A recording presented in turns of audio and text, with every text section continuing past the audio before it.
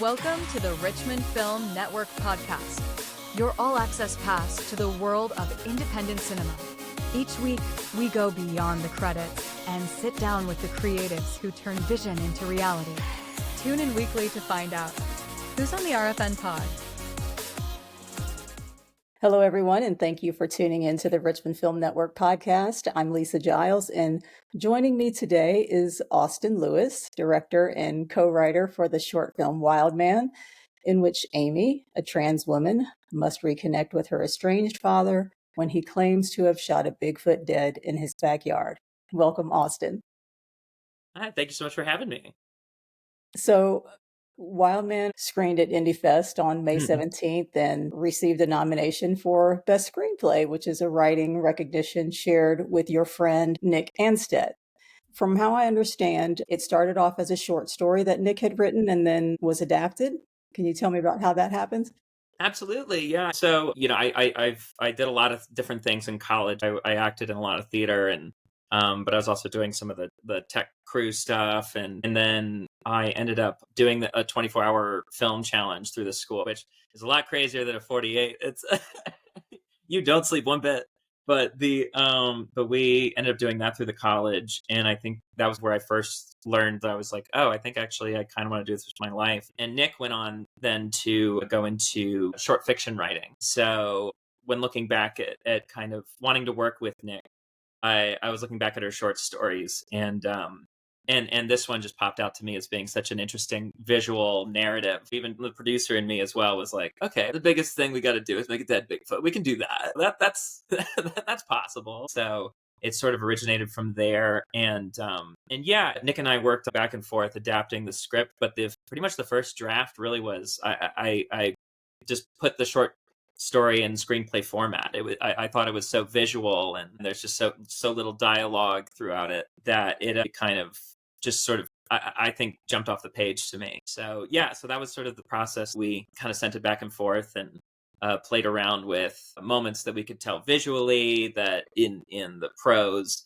you're a little more in Amy's thoughts. Okay, so how do we have Amy's thoughts without having a voiceover, basically? So yeah, that was a lot of kind of back and forth of adapting it throughout that process. So what was her impression on the final product when she saw it? She loved it. Well, and she was on set the whole time. And it was great because at first I was like, yeah, why don't you come? You can see us do it.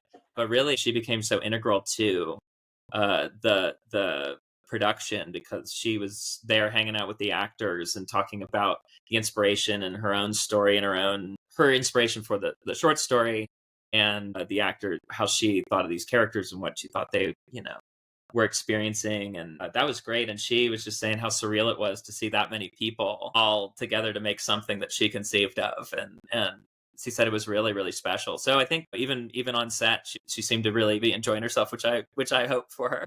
So you had described the film as a tale about strange catharsis.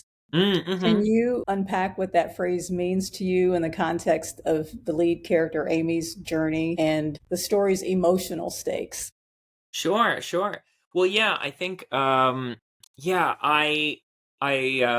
think of ways that we unexpectedly find some kind of moment of clarity, right? Yeah, that's what I mean by kind of that catharsis, and you find some sort of closure in the strangest ways. And in the final sequence, this physical labor of moving this Bigfoot into the woods and burying it, and I think for these two characters sort of moving along when someone has transitioned, in some way having a ritual that they can do and relate to, and I think it's in this really inglorious moment of dragging this giant bleeding Bigfoot through the woods, but somehow in that moment, that's the moment he reaches out and grabs her hand, and that's kind of the first moment of sort of contemplative affection that he's shown. And so it's just strange that that's what it took, this really kind of weird situation we find ourselves in, like dragging a Bigfoot into the woods. And that's something that drew me to the short story in the first place. I believe it was in your director's statement on your page that you said that Wildman tells a story about a trans woman in a way you hadn't seen before. So what do you think is often missing from trans narratives in film, and how did you want this story to feel different? Sure. Well, I think one thing I've always heard from Nick, she's transitioned in the time that we've known each other, and so and in a lot of ways, this project was me trying to celebrate and better understand it in my own way. This is my strange kind of catharsis, I guess. But I think there's also a world in which we depict Amy as being a otherwise a very fulfilled, happy person in a relationship and a nice apartment in the city, living their own life. And I think that in a lot of ways, Nick was always talking about how so many trans narratives have them having these really rough lives and showing this other side of it that um for me, at least from my perspective, getting to know Nick, I think of the time that she went clothes shopping, and back in college she never really liked caring about the way that she dressed, and seeing her go and try on things and enjoy it, I was like, wow, seeing how fulfilled someone can be by transitioning. And I think that we just don't see that depicted very much, and so reading that, and I think that was a big point for Nick, and that Nick really, in creative decisions, really voiced very much. And I very much heed it, because again, this is her story. Okay. As a cisgender director Mm-hmm. telling the story centered around the trans character, Sure. um, did you feel a certain level of responsibility to ensure that the film honored Amy's identity with authenticity and respect? Absolutely. Absolutely. What I love about directing is sort of being a conduit for a lot of things, and then, being very open to other experiences, and to hearing out and saying, and again, even in a lot of creative decisions and a lot of production wise decisions, and even where we submit sometimes, talking to Nick and having conversations and giving context for each one. There were a lot of times that I almost had anxiety about it, right? I would kind of I'd be worried that I wasn't doing it responsibly, but I think luckily, and again, I think this is why Nick was so integral to the production, was I think that having her, and sort of again basing it in a much more intimate way, and her in a narrative, I think, that was very much about her, and she's always obsessed with cryptids, so it very much was her story. So just kind of listening to her, and having her in the room, and giving the space to not be owning the conversation, and sort of sitting back and saying, okay, well, here are the facts. I would like to hear what you have to say. Great. Okay, well, here's where this stands for me. But a lot of times I said, it's up to you. It's your decision. So that was, I think, relinquishing some level of control was a big part of that. But it's great, because I remember one festival up in West Virginia, someone in the audience in the Q&A raised their hand. They said, I don't have a question. I just want to say this really connected with me. This really reflects my familial relationship, and kind of seeing the ability to overcome that, see some depicted on screen, overcoming that was something that they really connected with. And hey, that's what you always say, right? You're like the one person in the audience that really, that's who you're doing it for, right? So That's right. I got to meet that person, and that was great. Yeah. Were there any moments or scenes that sparked debate? Mm. Yeah. So I think there's a moment in the story which there is revealed that the character is trans, right? And so trying to find a way to do that visually, I think we kind of tread it very carefully, but asking, the actors for old pictures of themselves, which can be a very tough experience for people. And I think for our lead actress, had to take like a small moment. It was yeah, I think that was sort of that was a territory that was sort of hard to tread. But we all kind of talked about it again in a full discussion. We're saying, well, this is why we think this is an important moment to have, and just being really intentional with it. I did this as part of grad school, and there were a few times that um I think in some of the critiques, some of the cisgender folks would say something like, "Well, we need to make it more obvious," but that, and uh, all the people in the class who were, queer or non-binary or of that regard, they were saying, nope, we get it. Like we understand what's going on here. And then again, I looking back and talking to Nick about some ideas, there was just no way we could do it without really feeling much more like we were just shoving in people's faces. You know what I mean? Hmm. And so that was, but again, that was another conversation we included Nick on, and getting a very clear answer from her. I was like, great, that makes my decision. You know? Yeah. Yeah. Yeah. Can you talk about environments, both on location and atmosphere, to achieve the tone of the film? I'm thinking about finding the location Mm. versus designing the location or your setting to achieve the vision and create the tone that you were trying to get. Sure, sure. I remember when I was looking for locations, I had one that we were trying to figure out, but we were talking about shooting in October, and she said, "Well, sometimes it floods here, you know." And I was like, "Well, if we're bringing in a crane for all this, I don't know if so."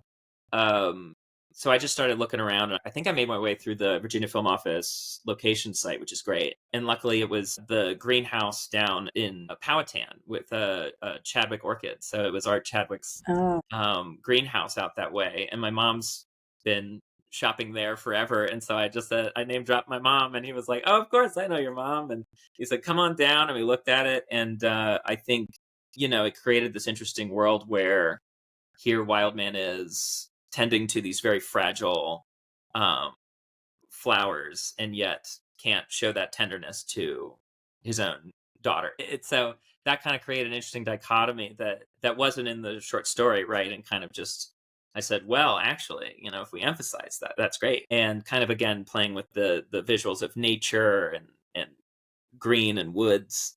And so yeah, that was a big part of it. I think it was funny because I was trying to find places on Airbnb or something for the cabin, but they all looked like Airbnb. So they didn't look like some wild guy lived in them. And so like some actual person. So we were able to kind of I think that space looked more lived in. We were able to do some great set dressing with my great production designer Jenna Giannini. And yeah, so we kind of made that space feel so lived in. I really that was a great part of it too. so Austin, I don't know if you remember, but we met in 2017 Oh my goodness. when you participated in the Richmond 48-hour film Oh project, yes. and your film was Clark Darrow's Super Judge. Yep. Yep. Very much. So, thinking about that time, how have you stayed the same and how have you changed as a Oh, creative person since then? oh man, that's miles. It's funny because I talk about I think there were 3 years I did the 48 around then, and I very much was a one man machine. I was like team lead, I was directing, I wasn't all doing all the writing, but I was participating in a lot of the writing, and then I'd edit it, and I'd just be in the fetal position by Sunday night.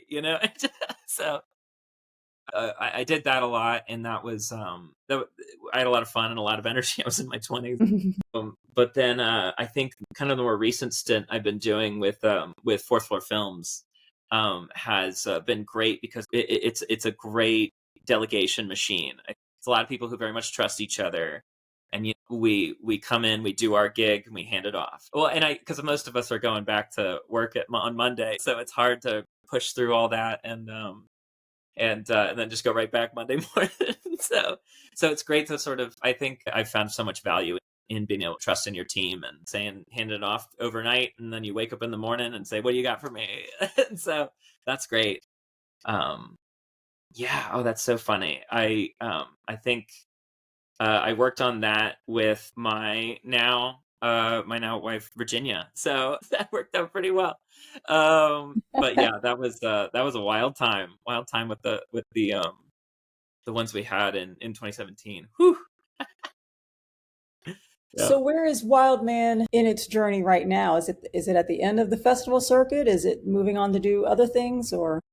I started submitting at places when I graduated grad school because this is my MFA thesis in May 2023. So it's in its near the end of its second year, but it's been getting some good traction. It's funny how I think the first year I was submitting to some of the bigger ones, and you shoot for the moon, you land among the stars a little bit there. But then kind of finding the audience for it over the second year, and now it's kind of getting this good sort of momentum. I don't know, I'm waiting to hear back from a few through the rest of the year, but then hey, if people are enjoying it and it this gets more attention, then maybe I'll send it around another trip around the sun. Yeah. So, what do you know what your next project will be? Yeah. I think I've got a few irons in the fire. We're working on Fourth Floor Films. We're working on doing our first budgeted film outside of 48, so that'll be really exciting. We're hoping to shoot that sometime this fall, and then I'm also working with Virginia on we're adapting another short story of her friends, but she's going to star in it, and we're just getting that all together now. So onto the next thing.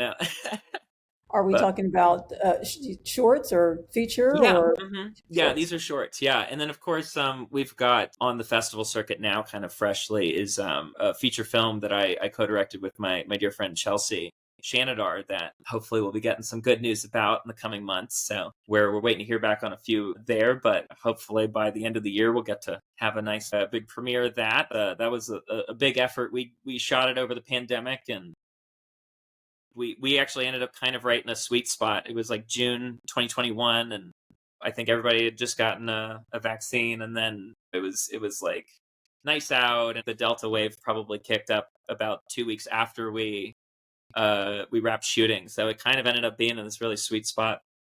But yeah, so that's finally making its way around, and so hopefully we'll have good news about that soon. So, remember Tommy Productions, that Mhm. is a separate, that's just one of many production companies that you're working with? A little bit, yeah. Well, Okay. in the Fourth Floor team, we started doing 48s together, and now we're a good kind of oiled machine. And of course, a lot of us work together as well, so we've learned to do that. So now, of course, I working with them and kind of creatively producing through them has been another project of mine. And yeah, so I've always got my irons in a few fires. So, what is the approach like among your clients? Have Mm-hmm. been Modlin Center, VCU Health, Virginia Museum of Fine Arts. What is that like, shifting gears, working to produce something for a client and doing something for yourself? Sure. Well, yeah, it is interesting because a lot of times with video work as well, I'm very much a one man machine. I'll maybe have a second person or something, but for the most part, I'm usually going around as a one man machine. It's great because I think sometimes it increases your flexibility to think outside of your own vision. You think about, okay, what are their objectives? In a lot of ways, there's ways to be really creative with that too.